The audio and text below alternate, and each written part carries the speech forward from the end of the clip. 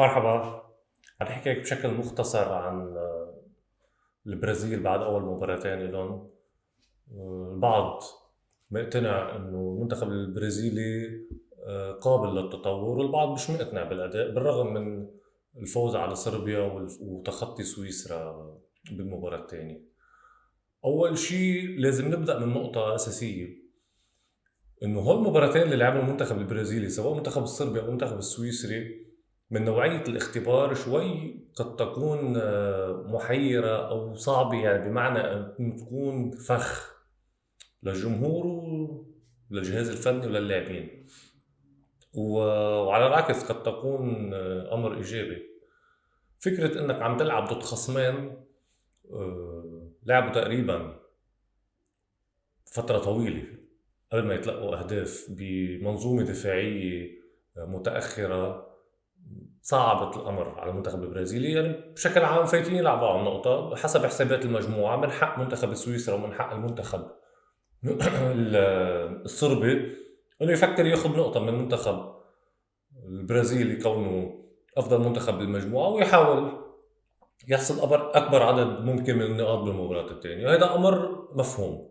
ولكن وين الأمر اللي ممكن يكون في نوع من الفخ إذا صح التعبير، انك خلال هالمباراتين انت كمنتخب برازيلي صحيح انك لم تتلقى ولا تسديدة على مرماك، وهذا امر ايجابي، ولكن انت خلال هذه المباراة كفريق عم يلعب ضدك دفاع متأخر، انت تقريبا اغلبية المباراة بدون تحولات. شو يعني؟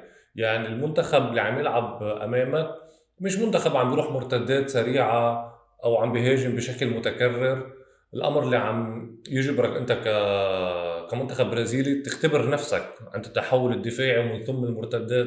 فهذا امر قد يكون، او مش قد يكون، ممكن نحن كمتابعين لهلا ما اختبرناه، ما عشناه، ما بنعرف شو ممكن يكون ايجابياته وسلبياته. يعني هل المنتخب البرازيلي اذا لعب امام منتخب حيهاجم او حيكون مبادر حيصمد دفاعيا، او هيدي المنظومه الدفاعيه اللي ما تلقى خلال اول مباراتين ولا هدف خلالها، هل حتنجح امام منتخب قد يبادر، امام منتخب حيهدد المنتخب البرازيلي؟ هل المنتخب البرازيلي اثناء قيامه بالهجمات ارتداد اندفاعه الهجومي حيعرف يرتد بشكل انه يمنع خطوره الخصم على مرماه؟ هيدي كلها اسئله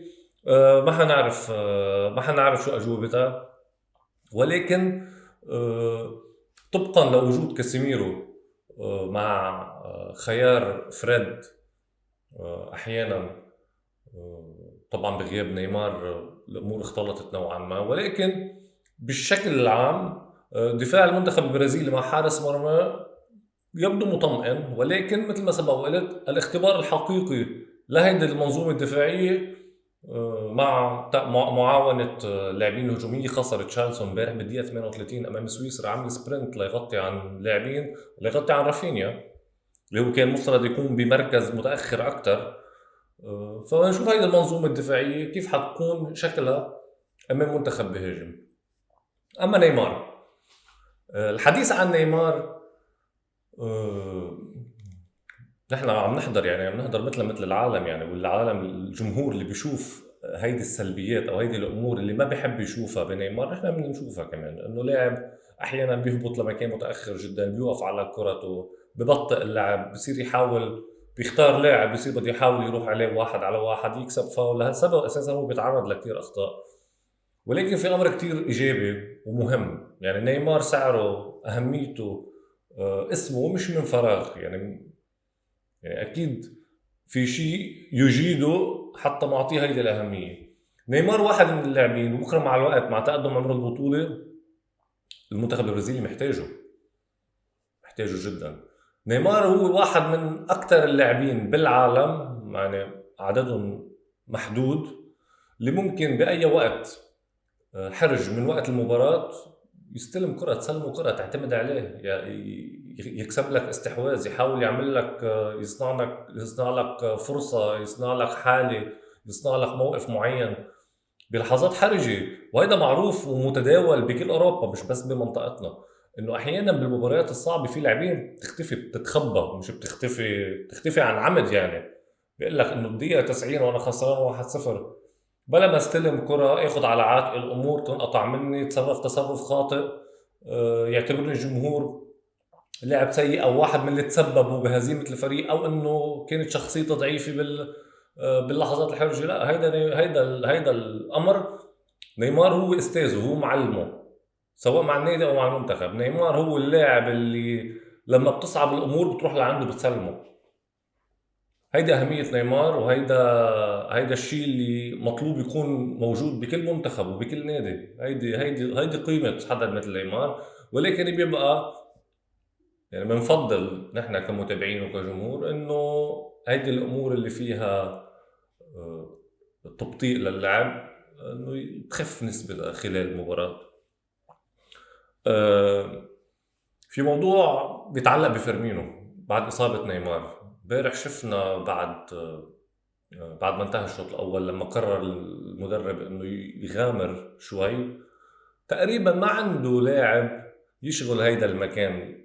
يعني إذا عم تلعب 4-2-3-1 حطيت فريد وكاسيميرو بوسط الملعب مع الجناحين مع المهاجم، بدك تلعب بهيدا اللاعب اللي تقليديا كان اسمه اللاعب رقم 10. ما في، بعتقد بغياب نيمار كان افضل لاعب برازيل ممكن يشغل هيدا المركز هو فيرمينو.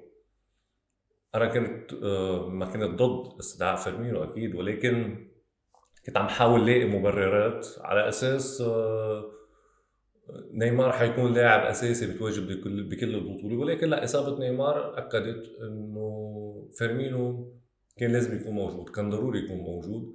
لانه بغياب نيمار انت تقريبا عندك 7 لاعبين فيهم على الاقل 6 بمواصفات متشابهه.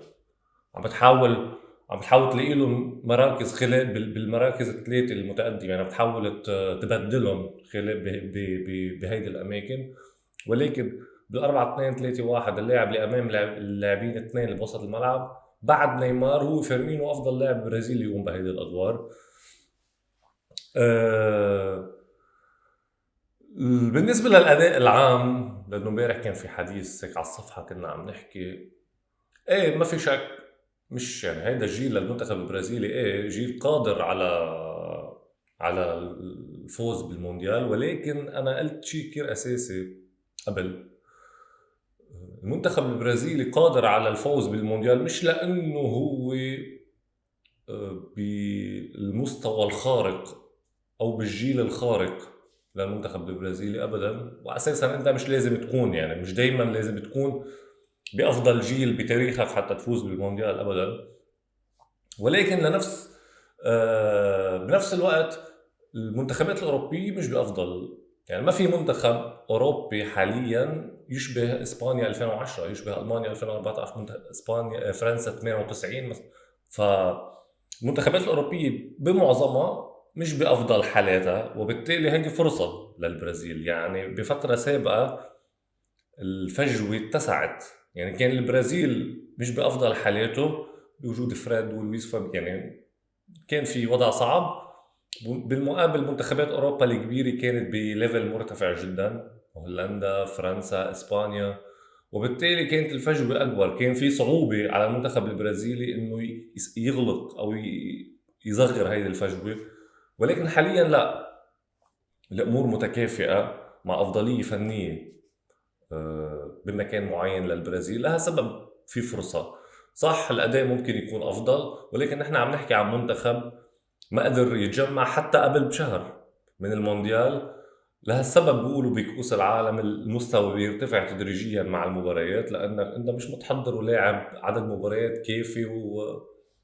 ونعرف وضع المنتخبات مقارنة بالاندية. ف ايه، هناك امور مبشرة مطمئنة للمنتخب البرازيلي.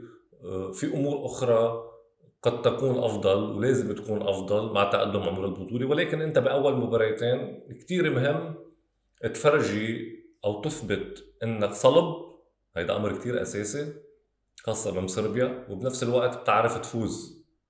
مباراتين كتير معقدين، من كانوا بكل سهوله ممكن يخلصوا 0-0. منتخب البرازيل نجح بحصد 6 نقط، هيدا الاهم. مع تقدم مثل ما قلت عمر البطولة، مفترض الأداء يتحسن، ولكن الجواب اللي محتاجين نعرفه على السؤال الأساسي بالأدوار القادمة هو كيف ممكن المنتخب البرازيلي يكون شكله مع منتخب مبادر هجوميا. يعني إذا منتخب لما تكون منتخب مبادر هجوميا عم تلعب ضد منتخب آخر مبادر أيضا يعني ما يعرف بالمباراة المفتوحة، بصير في عدد تحولات دفاعية وهجومية كثيرة. هيدا اللي حابين نشوف فيه المنتخب البرازيلي كيف حيكون شكله. ما عندي ابدا ولا اي شك بقدراته على التحولات الهجوميه، في سرعات وفي مهارات وفي لاعبين مميزين باكثر من مركز، ولكن الاختبار الحقيقي هو بالارتداد الدفاعي، كيف حيكون تحول الفريق دفاعيا، لانه تاريخيا يعاب على المنتخب البرازيلي منتخب هجومي ولكن مش بنفس الجوده دفاعيا. هذه كلها اجوبه حنقدر نشوف الجواب عليها. ممكن يكون باخر مباراه المحسومه، خاصه المنتخب الكاميروني حيلعب للفوز من اجل التاهل، ولكن انت حاسم تاهلك، مش اختبار حقيقي بقدر ما حيكون الاختبار بالدور القادم بدور خروج المغلوب. هيدا باختصار برأيي وضع المنتخب البرازيلي. هيدي النقاط المهمة اللي لازم نحكي عنها. وضعه بمباريات فيها مباريات مفتوحة فيها مبادرات من الطرفين. فيرمينو أثبت الوضع، أثبتت إصابة نيمار إنه لازم يكون موجود. الأداء مثل ما قلت قابل للتحسن. أهمية نيمار، بعرف في بعض العالم أو بعض المشجعين بشوفوا سلبيات معينة بنيمار. أنا برأيي موجودة صح، ولكن محدودة طبقا لأهميته ولقيمته. هول باختصار بالنسبة إلي شو شفنا من المنتخب البرازيلي، طبعا مع اللي سبق ذكرته بما يتعلق بصلابته الدفاعية، حارس مرمى بشكل عام مقبول كويس. يعني وضع المنتخب البرازيلي بيبقى مثل ما قلت الاختبار الحقيقي بالأدوار القادمة.